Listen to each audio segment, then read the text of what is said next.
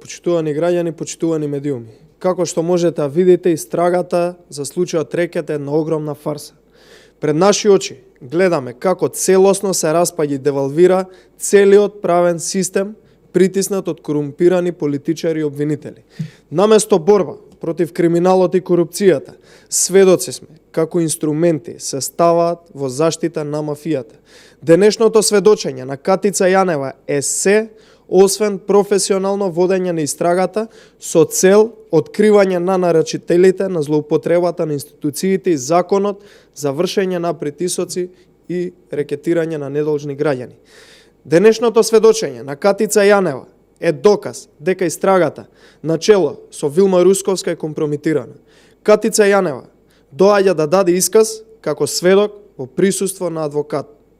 И тоа не било кој, туку адвокат на еден од таргетите во случајот Империја. Случај кој што е конструиран по истекот на законскиот рок за постапување на СЈО само за да се рекетираат бизнисмените.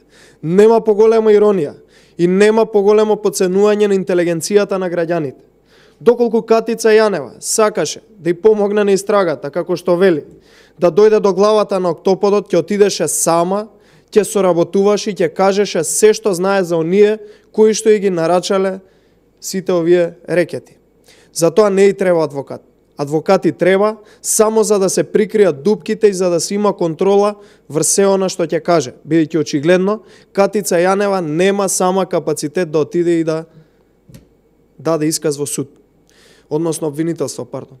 Апсурдот да биде поголем, истата Катица Јанева во специјалното јавно обвинителство не дозволува присуство на адвокати кога се сослушуваат сведоци со едноставно образложение дека не станува збор за лица кои се предмет на истрагата.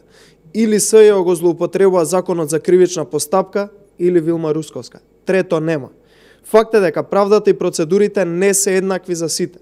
За циркусот да биде целосен, Катица Јанева, која е повикана лично како сведок, на сослушувањето доаѓа со службено возило и личен возач, демонстрирајќи сила и моќ.